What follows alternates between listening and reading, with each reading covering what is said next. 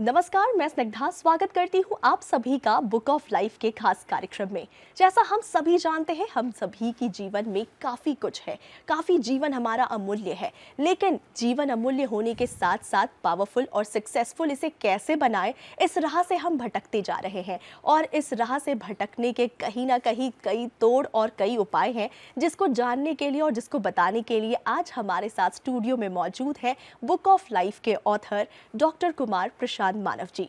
उनसे हम जानेंगे कि आखिरकार हम कैसे अपनी दिशा दे सकते हैं अपनी जिंदगी को और अपनी लाइफ को बना सकते हैं और भी ज्यादा सक्सेसफुल। बहुत बहुत स्वागत है सर आपका हमारे स्टूडियो में। नमस्कार। नमस्कार सर, आपसे जानना चाहूंगी, बुक ऑफ लाइफ नाम सुनकर ही बहुत अच्छा लग रहा है, जिंदगी अंधकार से प्रकाश की ओर। किस तरह से आपको इसमें प्रेरणा आई, कैसे प्रेरणा मिली इसे लिखने में, और साथ ही साथ हम अपने जीवन को कैसे सार्थक बना सकते हैं, ये जानना चाहूंगी। ये एक बहुत लंबा सफ़र है बुक ऑफ लाइफ तक पहुंचने का।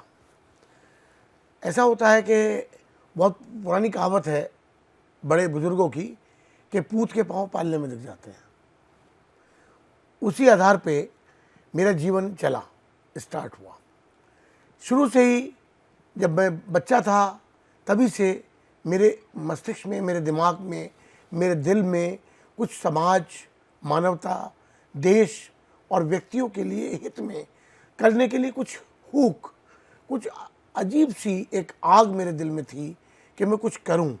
कुछ जिस तरह जल बिन मछली और नृत्य बिन बिजली वाली बात है, वो तड़पती है, उसी तरह से मेरे अंदर से तड़पन महसूस होती थी। लगता था कि मेरा जीवन अभी तक कोई सार्थक नहीं हो पा रहा। मैं कुछ देखिए, पैसा कमाना, परिवार बनाना, परिवार को का जीवन यापन करना, क्या होता है कि सुबह उठे, काम पे गए, काम किया, लंच लिया, शाम को आए, डिनर लिया, सो गए। ये प्रक्रिया सभी के साथ है। मैं इसको जीवन का उद्देश्य नहीं मानता कि केवल यही एक जीवन का उद्देश्य नहीं है। ये तो जब ईश्वर ने मनुष्य बनाया, उसने जानवर, ये दो बनाए, जानवर और मनुष्य व्यक्ति। तो जो इंसान जो बनाया, उसमें और जानवर में क्या फ़र्क किया? फ़र्क कुछ नहीं है। वो भी खाता है, वो भी सोता है, वो भी पीता है, सब कुछ करता है। फ़र्क है दिमाग का। आदमी के दिमाग का फ़र्क ही उसको जानवर से ऊपर लेके जाता है। तो हम उसको कैसे इस्तेमाल करते हैं, दिमाग को, हमेशा पॉजिटिव अप्रोच होनी चाहिए, क्योंकि दिमाग तो चलेगा। Empty mind is devils workshop, ये कहा गया है। खाली दिमाग शैतान की खाला। तो खाली दिमाग क्यों छोड़ना? आप दिमाग को हमेशा अच्छी दिशा की ओर लेके जाएं, जिससे उस दिमाग से आपका भी फायदा हो, आपका परिवार का फायदा हो, देश का फायदा हो, समाज का फायदा हो और मानवता का फायदा हो। तो आपको अपने दिमाग को उस दिशा में लेके जाना है। तो यही एक मेरे दिमाग में थी बचपन से। तो मैं सबसे अलग हटके था। मैंने कभी किसी को लाइफ में फॉलो नहीं किया। I never follow anybody in my life. हमेशा मेरी सोच एक अलग टाइप की रहती थी। मेरा दिमाग में ये था कि मैं किसी चीज़ को पहले जानना चाहता था, तब उस चीज़ को मानता था। जब मैं उसको तोल लेता था कि ये बात सही है, तभी मैं उसके पीछे जाता था। ये शुरू से मेरे दिमाग में रही। अब आप ये छोटी सी बातें हैं जो बचपन में लोग बाग हमेशा बाएं हाथ में घड़ी पहनते हैं, मैं दाएं में पहनता हूँ। लोग बाग बाएं तरफ मांग निकालते हैं, मैं हमेशा दाईं तरफ मांग निकालता हूँ। इस तरह की बहुत सी चीज़ें हैं, ये छोटी छोटी बातें हैं जो मैं थोड़ा सा अलग रहा शुरू से समाज। तो मैं लोगों से भी ये कहता हूँ कि never follow the crowd, make your own way and achieve the goal. तो ईश्वर ने जब दिमाग दिया है, उसका इस्तेमाल करो ना यार। क्यों नहीं आप इस्तेमाल करते? क्यों आप अंधानुकरण की तरफ जाते हैं? वो तो भेड़ के पीछे जाती है जिसको ईश्वर ने दिमाग नहीं दिया। आप पहले सोचिए, समझिए और फिर करिए। तो इसी दिशा में मेरा विचार, ये तो मैंने अपना बताया कि मेरा थोड़ा सा हिस्ट्री क्या रही। अभी इस बुक ऑफ लाइफ के बारे में आपको बताना चाहता हूँ कि मैं 4 साल अभी पीछे ऑस्ट्रेलिया था। ऑस्ट्रेलिया से मैंने बुक लिखी है। तो मैं 2019 में गया था ऑस्ट्रेलिया। 2019 में इलेक्शन थे, उससे पहले मेरे लिए मोदी जी के लिए बड़ी अच्छी भावना मेरे दिमाग में तब भी थी, और आज और ज़्यादा उनके प्रति सद्भावना, इज्जत और प्यार, लगाव, एक प्रेम उनसे अभी भी बहुत ज़्यादा हो गया है। पहले भी बहुत था, तो एक उसी आदर सम्मान और अपने एक जो मेरी फीलिंग्स थी उनके लिए, उसकी वजह से मैंने उनको अपने खून से लेटर लिखा। क्यों? क्योंकि वो देश के लिए कुछ कर रहे थे। मुझे लग रहा था कि वो देश के लिए कुछ कर रहे हैं, देश की जनता के लिए कुछ कर रहे हैं। पहला एक इंसान देश को मिला है जो कुछ देश के बारे में सोचता है, देश की जनता के बारे में सोचता है, अपने और अपने परिवार, अपनी कुर्सी के बारे में नहीं सोचता। तो ये मुझे लगा कि ये इंसान अलग हटके है। तो मैं भी चूँकि अलग हटके था, तो मैंने अपने खून से लेटर लिखा। और 2019 में जब मैंने 23 अप्रैल 2019 को वो लेटर मैं प्रधानमंत्री कार्यालय में देके आया। वो लेटर मैं प्रधानमंत्री कार्यालय में देके आया, और उसमें मैंने ये भी कहा, क्योंकि उस टाइम ये अप्रैल में मैंने दिया था, मई में इलेक्शन होने वाले थे, मई 2019 में। तो मैंने उसमें ये भी लिखा कि आप शेर हैं, शेर को बिल्कुल चिंता नहीं होनी चाहिए, उसके पीछे सब लोग आते हैं, गीदड़ भी आते हैं, कुत्ते भी भौंकते हैं, ये भी आते हैं सब, लेकिन शेर अपनी जगह पे चलता जाता है और अपना काम करता जाता है। आप जो काम कर रहे हैं निडर होकर करिए। और इलेक्शन के बारे में आपको बताना चाहता हूं कि चुनाव आप 100% जीतेंगे, और फिर पहले से भी ज़्यादा भारी बहुमत से जीतेंगे, ऐसी मेरी आत्मा की आवाज़। ये मैं उनको लिख के देके आया था, और यही हुआ। जो इलेक्शन हुआ उसमें वो जीते, बहुत भारी बहुमत से जीते, दोबारा प्रधानमंत्री बने। तो मैं जाने से पहले ऑस्ट्रेलिया मैं अगस्त में गया था, 14 अगस्त 2019 को। तो मैं 26 जुलाई 2019 को फिर उनको एक लेटर लिख के आया और उनको बधाई दी दोबारा प्रधानमंत्री बनने की, और उनको ये कहा कि देखा आपने मेरी आत्मा की आवाज़ कितनी सत्य निकली। जो मैंने भविष्यवाणी की थी इलेक्शन से बहुत पहले, वो सार्थक, वो सफल हुई, और वही इलेक्शन से सत्य हुई। तो ये मैं आपको इसलिए बताना चाहता हूँ कि जब तक आदमी के दिल में देश, समाज, मानवता के प्रति कोई लगन नहीं होगी, कोई आदमी ऐसा कदम नहीं उठा सकता। इतने लोग हैं भारतवर्ष में, वो 1.5 अरब की जनसंख्या है, तो हर एक के दिमाग में तो बात नहीं आती। तो मैं बता रहा हूँ कि शुरू से मेरा कुछ इस तरह का हो रहा। तो जब मैं ऑस्ट्रेलिया में था तो कोविड आया 2020 में। कोविड आने पे मुझे बहुत दर्द हुआ, बहुत दुख हुआ, बहुत पीड़ा हुई, क्योंकि लोग 50-50 हज़ार आदमी, 50-50 हज़ार आदमी रोज मर रहे हैं। एक देश की बात बता रहा हूँ, अगर सारे देश की बात सुने तो लाखों में लोग मर रहे हैं रोजाना। तो मुझे ये लगा कि अरे क्या क्या इंसान इसीलिए पैदा हुआ? क्या मानवता का यही दुर्दशा होनी थी क्या? मतलब बड़ा अंदर से पीड़ा हुई। तो मुझे अंदर से ईश्वर ने प्रेरणा दी कि तुम लिखना शुरू करो। हालांकि मैं एडवोकेट रहा हूँ, मेरा लिखने से कोई नाता नहीं रहा, लेकिन चूंकि अलग से विचार थे शुरू से, तो ईश्वर की जब प्रेरणा मिली तो मैंने व्हाट्सएप में मैसेज इंग्लिश में मैं देता था। इंग्लिश में मैंने मैसेज देने शुरू किए 23 जुलाई 2020 से। 23 जुलाई 2000, मुझे आज भी डेट याद है, 23 जुलाई 2020 से मैंने मैसेज लिखने शुरू किए, गुड मॉर्निंग मैसेज, जिसके अंदर मैं एक बहुत अच्छी, जो ईश्वर मुझे सीख देते थे, वो मैं उसमें लिखता था। मैंने काम केवल टाइपिस्ट का किया है, डिक्टेशन दिया है गॉड ने डिक्टेशन दिया, मैंने उसको टाइप किया और लोग तक भेजा, डिस्ट्रीब्यूट किया। भाई ये मैंने काम किया है। I am only wallet of the God. मैं ईश्वर का एक अनुचर हूँ, उसी के द्वारा सेवक हूँ, उसी के द्वारा जो मुझको दिया जा रहा है वो मैं जनता तक पहुँचाने का काम कर रहा हूँ। केवल एक माध्यम मात्र हूँ, एक माध्यम है। यही काम मैंने मैसेज भेज के किया। वो मैसेज मेरे बहुत ज़्यादा पॉपुलर होने लगे, पूरे वर्ल्ड में मैसेज जाते थे, वर्ल्ड के हर कंट्री में मैसेज जाते थे। वो इतने पॉपुलर हुए कि मेरे फॉलोवर बढ़ते गए, बढ़ते हज़ारों की तादाद में हो गए। तो मुझे जब मेरे करीब 300-400 मैसेज हो गए, तो मुझे लोगों ने ये कहा, ईश्वर ने भी प्रेरणा दी, लेकिन लोगों ने भी कहा कि भाई आप इन बड़े अच्छे थॉट्स हैं, ये बड़े इनवैल्यूएबल थॉट्स हैं, बड़े प्रेशियस थॉट्स हैं, आप इनको कंपाइल करके एक बुक की फॉर्म में लाइए, जिससे कि ये आगे आने वाली पीढ़ी के लिए एक ऐसी अमूल्य तोहफा बने जिससे उनको जीवन की राह पता लगे और वो कुछ जीवन में क्या कर पाएँ, जीवन को सार्थक कैसे बना पाएँ, उनको एक लाइन ऑफ एक्शन मिल सके। इसलिए फिर मैंने उस पर अमल किया।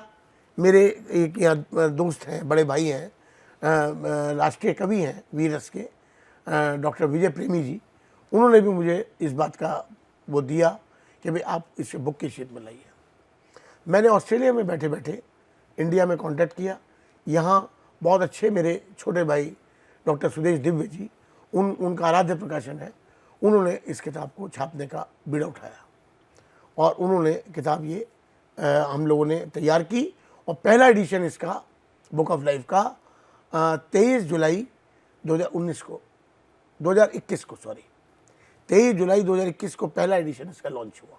मैं ऑस्ट्रेलिया में था, मेरे पीछे जो मेरे छोटे भाई थे डॉक्टर सुरेश दिव्य जी, उन्होंने सारा बहुत सुंदर आयोजन किया, बहुत अच्छी लॉन्चिंग इसकी की और उन्होंने बड़ा बड़ा सहयोग दिया, मेरा बहुत ज़्यादा सहयोग किया इसको आगे जनता तक पहुंचाने में।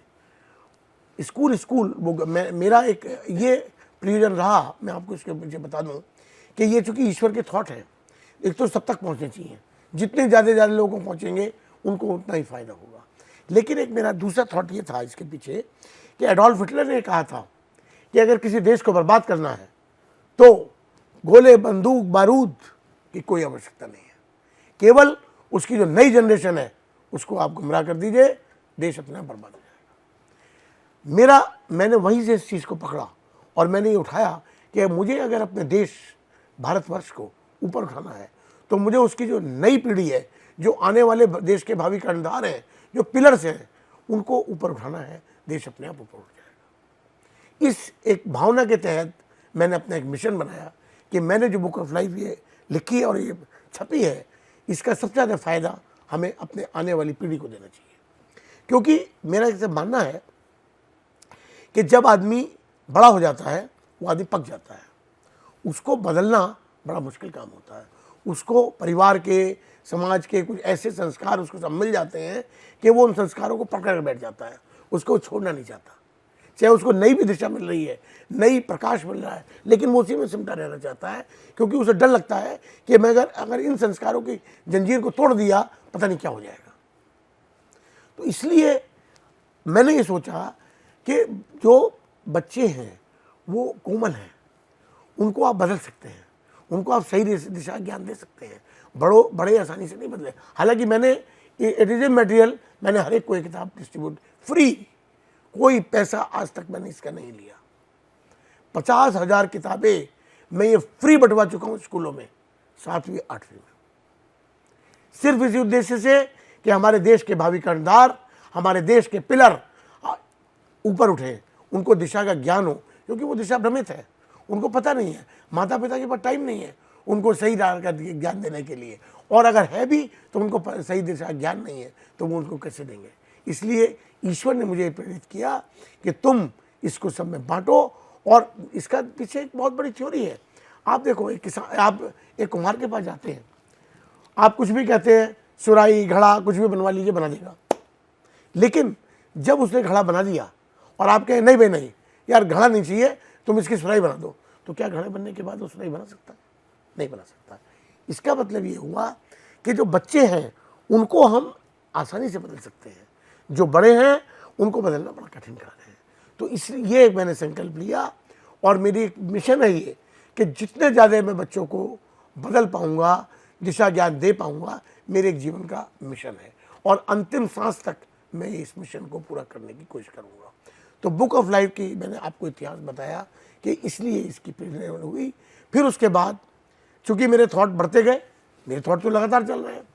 आज मेरे थॉट जो हैं, जब से मैं इंडिया आया हूँ 17 अप्रैल 2023 से, तब से ये मेरे थॉट आने बंद हो गए, क्योंकि मुझे आने के बाद में इतना व्यस्त हो गया कि ना मैं लिख पाया, और फिर हज़ारों की तादाद में इसको शेयर करना बड़ा मुश्किल काम था तो मुझे टाइम नहीं मिल पाया। लेकिन तब तक मेरे 800 मैसेज व्हाट्सएप पे जा चुके थे, यानी कि मेरे 8 एडिशन बुक के तैयार हैं। उसमें हर बुक में 100 थॉट्स को कंपाइल करके एक बुक बनी है। फर्स्ट एडिशन में फर्स्ट 100 थॉट्स हैं, सेकंड एडिशन में सेकंड 100 थॉट्स हैं, थर्ड एडिशन में थर्ड 100। बता रहा हूँ मैं आपको कि फिर सेकेंड एडिशन की लॉन्चिंग हुई 18 सितंबर 2022 को। वो भी मैं ऑस्ट्रेलिया में था, वो इंडिया में हुई, डॉक्टर सुरेश दिव्य जी द्वारा कराई गई आराध प्रकाशन की ओर से। बहुत बड़ा कार्यक्रम हुआ, क्योंकि मेरी और मोदी जी की जन्मतिथि एक ही है, हम दोनों की बर्थडे एक है, तो उन्होंने हम दोनों की बर्थडे भी सेलिब्रेट की वहाँ, और केक भी कटवाया और इस किताब की लॉन्चिंग हुई। फिर उसके बाद मैं इंडिया आया 17 अप्रैल 2023 को, तो 30 अप्रैल 2023 को इसकी थर्ड वॉल्यूम जो आपके सामने रखा है, सेकंड और थर्ड दोनों रखे हैं आपके पास, इसकी लॉन्चिंग हुई। और ये किताब आगे दिन पे दिन बढ़ती जा रही है, दिन पे दिन आप ये देखिए ये सफ़र कहाँ से शुरू हुआ और कहाँ तक चल रहा है। मैं तो अकेला ही चला था जानिबे मंजिल मगर, मैं तो अकेला ही चला था जानिबे मंजिल मगर, लोग मिलते गए कारवां बनता गया। मैं अकेला था जब मैंने ये मैसेज देने शुरू किए। बुक ऑफ लाइफ आज 50,000 से ज़्यादा परिवार मेरे साथ है, कितना बड़ा ये सफ़र है, लेकिन फिर भी मुझे कोई गम नहीं है। मंजिल मिले ना मिले कोई गम नहीं, मंजिल मिले ना मिले कोई गम नहीं, मंजिल की जुस्तजू में मेरा कारवां तो है। बस यही एक मेरा है मिशन, कि मंजिल मेरी यही है कि मैं दुनिया के हर इंसान को, मैं देश की सीमाओं से बनकर काम नहीं करता। मेरा मतलब है पूरे संसार, मेरा मतलब है मानवता, पूरा संसार। मेरा देश है पूरा संसार, मेरा घर है पूरा संसार। तो मैं पूरे संसार के हर आदमी को बदलना चाहता हूँ, अच्छा बनाना चाहता हूँ, ये एक मेरा मिशन है। लेकिन मैं कहाँ तक कामयाब हो सकता हूँ, वो ईश्वर के हाथ में है। काम कर रहा हूँ, बस यही मैंने आपको इस शेयर के माध्यम से बताया कि मंजिल मेरी यही है कि मैं एक को बदलूँ और सब इस दुनिया को स्वर्ग बना दूँ। लेकिन कहाँ तक सफल हो पाऊँगा, ये ईश्वर के हाथ में है। मुझे इसका कोई भी गुरेज नहीं है, कोई भी गम नहीं है। मैं अपने काम कर रहा हूँ और ये मरते दम तक करता रहूँगा। तो बुक ऑफ लाइफ के बारे में मैंने आपको बताया कि बुक ऑफ लाइफ में वो विचार हैं जो ईश्वर के द्वारा दिए हुए हैं। अगर इन विचारों को पढ़ने से कुछ नहीं होगा। आप बुक ऑफ लाइफ को 100 बार पढ़ लीजिए, कुछ नहीं मिलने वाला आपको। लेकिन उसमें दिए गए विचारों को अगर आप अपने जीवन में आत्मसात करेंगे तभी कुछ मिलने वाला है। Otherwise book of life is not a novel, ये नॉवेल नहीं है, ये आदर्श है। इसमें दिए गए मंत्र आपको जीवन में उतारने होंगे, तभी आपको उससे फायदा हो सकता है। खाना खाना कहने से पेट नहीं भरता, पानी पानी कहने से प्यास नहीं बुझती। खाना सामने रखा है, आप सोच रहे हैं खाना रखा है, मेरा पेट क्यों नहीं भर रहा? अरे भाई, पेट तो तब भरेगा, भूख तो तब मिटेगी जब आप खाना खाओगे। वही पोजीशन ये है कि किताब आपने ले ली, रामायण ले लीजिए। रामायण कितना बड़ा ग्रंथ है, राम कितने महान पुरुष हुए, कितने मर्यादा पुरुषोत्तम राम थे, उनका चरित्र है वो। रोज लोगों के घर में रामायण का पाठ होता है, हर साल रामलीला होती है।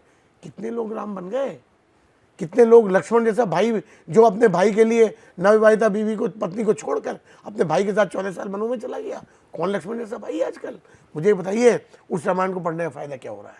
कुछ नहीं हो रहा, नर्तक है। Ramayana is not a novel. आप ये पढ़ के और आपने इतनी चीज समझ ली कि रामायण पढ़ लिया और मेरा उद्धार हो गया, ईश्वरी कृपा मुझे मिल गई। नहीं, बिल्कुल नहीं, गलत है ये, बिल्कुल एब्सोल्युटली रॉन्ग। रामायण का फायदा तब मिलेगा जब आप राम के चरित्र को अपने अंदर ढालेंगे, आप लक्ष्मण के चरित्र को अपने अंदर ढालेंगे, जब आप भरत के चरित्र को अपने अंदर ढालेंगे, तब आपको उसका फायदा मिलेगा। पढ़ना कुछ नहीं, यही पोजीशन बुक ऑफ लाइफ की है। इसमें दिए गए जो विचार अगर आप अपने जीवन में उतारेंगे तभी आपको कुछ फायदा हो सकता है, अदरवाइज नहीं हो सकता। मेरा यही है दोस्तों, मैं आपसे हाथ जोड़ कर निवेदन करना चाहता हूँ कि अपने जीवन को जो ईश्वर ने, मनुष्य ने दी है, बहुत बहुमूल्य है। इसको और ऊपर उठाइए और ऊंचा बनाइए, जीवन को सार्थक करिए और बुक ऑफ लाइफ के विचार अपने जीवन में उतारिए। ये आपको जीवन के हर पहलू पर आपको किस तरह से चलना है उसकी शिक्षा देता है। हर पहलू के इसमें आपके ऐसे विचार हैं जो आपको जीवन के हर पहलू में आपका साथ देंगे, आपकी सहायता करेंगे और आपके जीवन को सार्थक बनाएंगे और ऊंचा उठाएंगे, ऐसा मेरा दावा है। लेकिन उसको पढ़ के जीवन में उतारना होगा, बस ये उसके साथ बात है। जी, तो जैसा हम सभी ने जाना कि बुक ऑफ लाइफ आखिरकार क्या है और किस तरीके से इसकी प्रेरणा मिली, तो दर्शकों, उम्मीद करती हूँ आज का कार्यक्रम आपके लिए बहुत ही अच्छा रहा होगा और आपको बहुत सारी सीख मिली होगी। हमारे साथ जुड़े रहिए अगले नए कार्यक्रम के लिए। तब तक के लिए नमस्कार। नमस्कार।